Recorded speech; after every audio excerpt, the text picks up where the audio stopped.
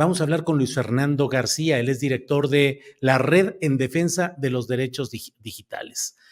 Han informado ellos, han publicado un hilo en X, antes Twitter, donde hablan del Centro de Operaciones del Ciberespacio relacionado con el Ejército Mexicano. Desde el Centro de Operaciones del Ciberespacio, el Ejército monitorea redes sociales para identificar usuarios críticos de la Sedena y el gobierno y opera bots para manipular la conversación en línea. Y viene ahí el hilo informativo sobre el ejército de bots. Dice Luis Fernando García, este es el Centro de Operaciones del Ciberespacio, COC.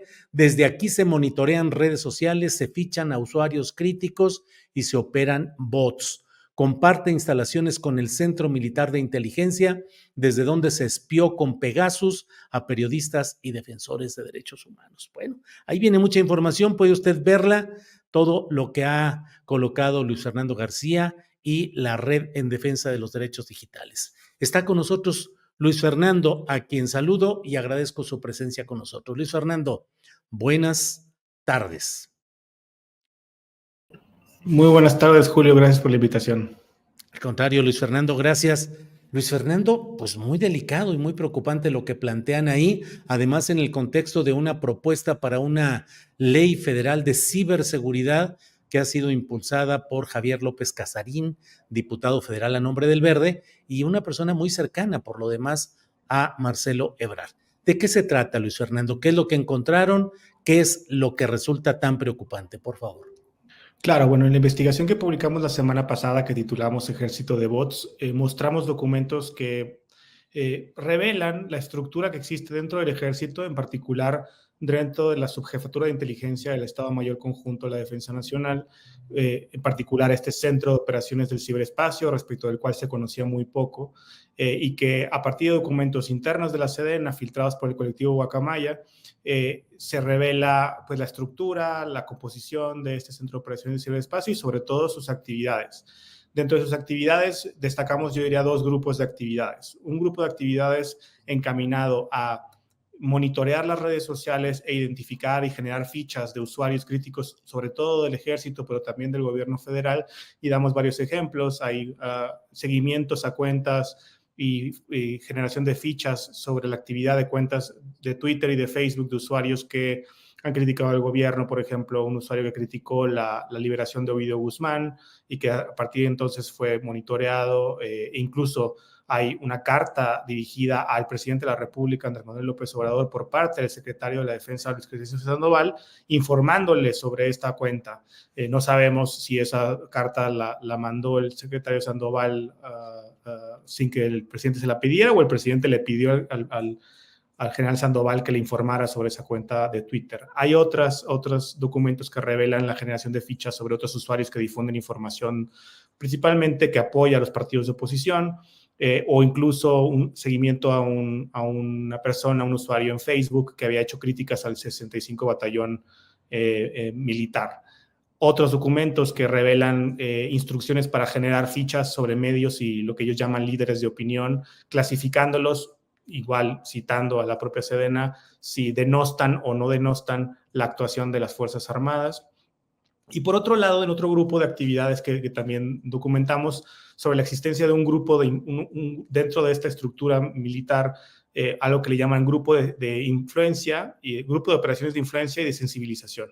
Y estas operaciones de influencia se sostienen a partir, y también el monitoreo de redes sociales a partir de la utilización de un software adquirido a la empresa Citum, que es propiedad de Telmex, propiedad de Grupo Carso, de Carlos Slim, quien le proveyó al ejército. Por cierto, esos contratos entre el ejército y Citum, que incluyen este software que se llama Highwire, también de origen israelí, no se encuentran esos contratos en Compranet ni en las obligaciones de transparencia proactiva que tienen que hacer públicos, en este caso la Sedena, por cierto.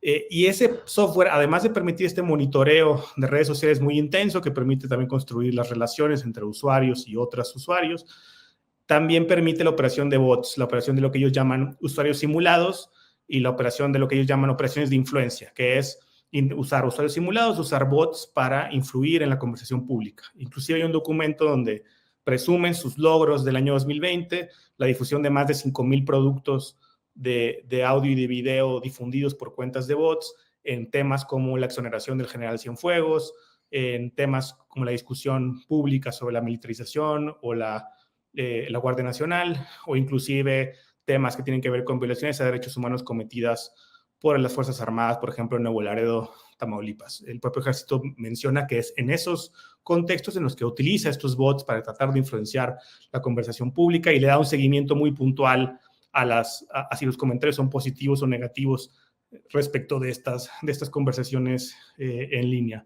Esto nos parece preocupante, sobre todo, como tú bien mencionas, a la luz de este impulso que también hay documentos que demuestran que el ejército por muchos años ha intentado que estas actividades que no tienen un marco legal que las sustente, lo posean. Y justamente han estado detrás del impulso de estas leyes de ciberseguridad, en particular la del diputado del Verde, López Casarín, que pretende legalizar de manera muy genérica lo que ellos llaman operaciones militares del ciberespacio. Lo que nuestra investigación esencialmente revela es qué significa para el ejército las operaciones militares del ciberespacio.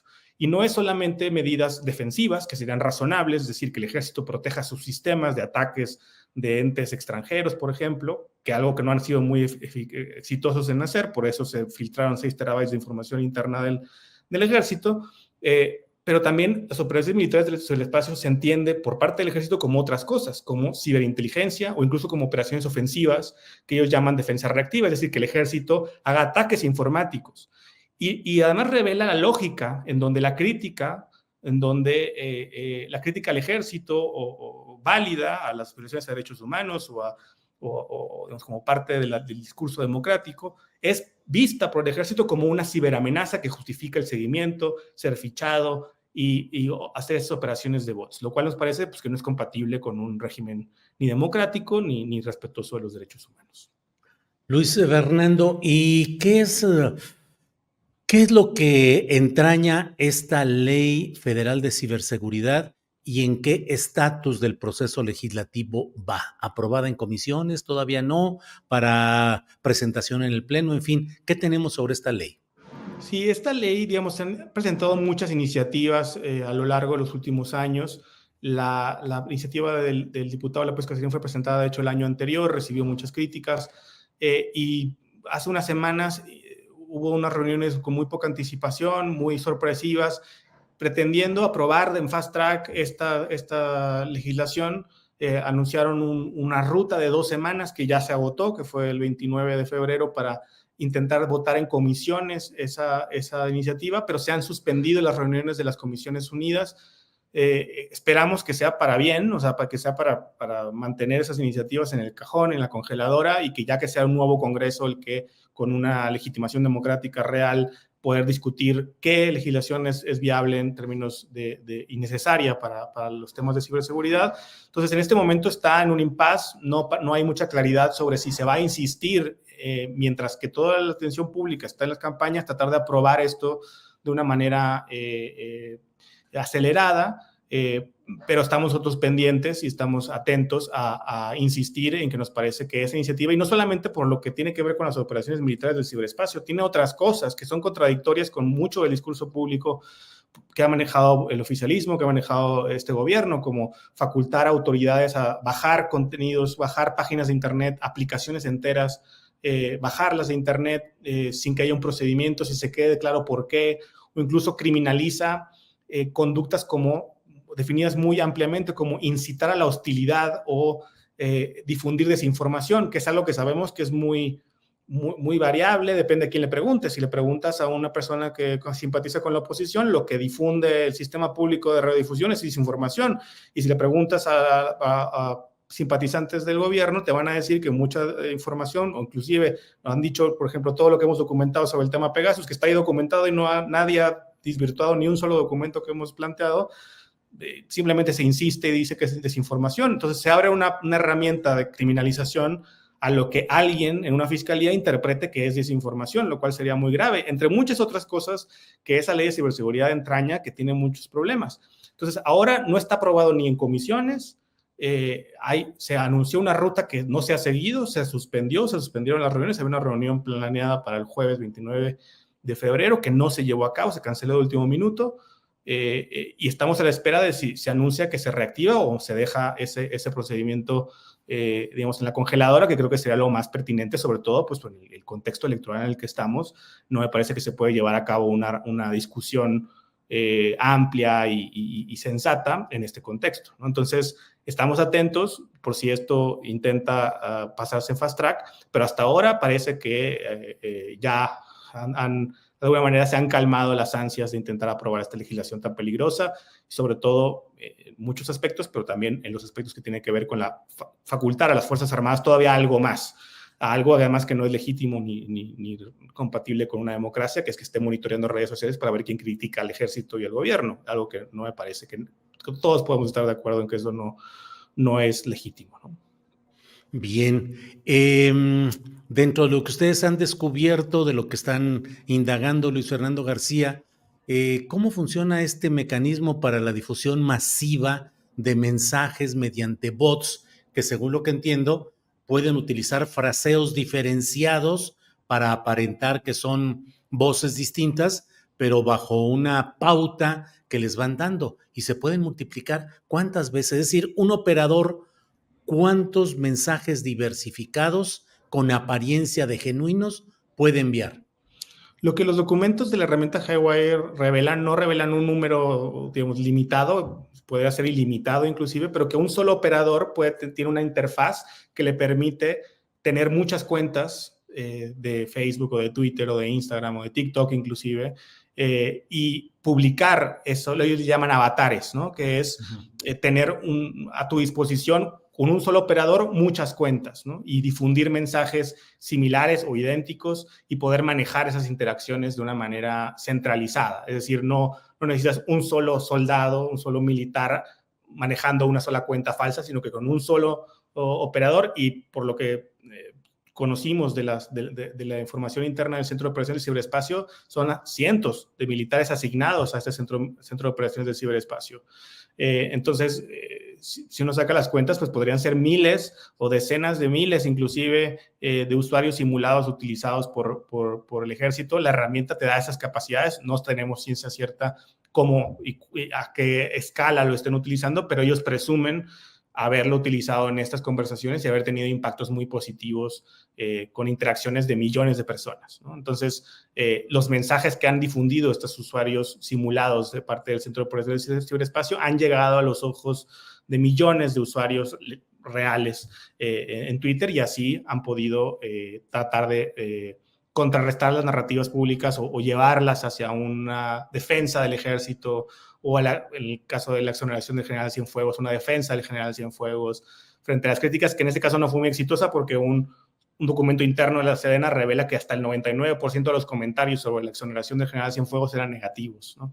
Pero en otros casos sí presumen algunas otras éxitos en la influencia, en las operaciones de influencia que ha llevado a cabo este grupo y este Centro de Operaciones del Ciberespacio. Pues Luis Fernando, a reserva de lo que desees agregar, darte las gracias por tus comentarios, el contexto y la investigación que están realizando. Así es que gracias, a reserva de lo que desees añadir. Solamente pues que toda la información sobre esta investigación y sobre otras como Ejército Espía la pueden consultar en las páginas de internet de R3D, en r3d.mx, en estas cuentas de Twitter, Facebook, etcétera, y pueden ver no solamente lo que nosotros decimos, sino los documentos en los que basamos todo lo que hemos mencionado. Entonces, a invitar a la gente a que lo vea por sí mismo, que lo lean, y te agradezco muchísimo el espacio, porque no han sido muchos los espacios que nos han dado la oportunidad de hablar de ese tema. Muchas gracias. Luis Fernando, gracias y seguimos en contacto. Hasta pronto. Gracias. Hasta pronto.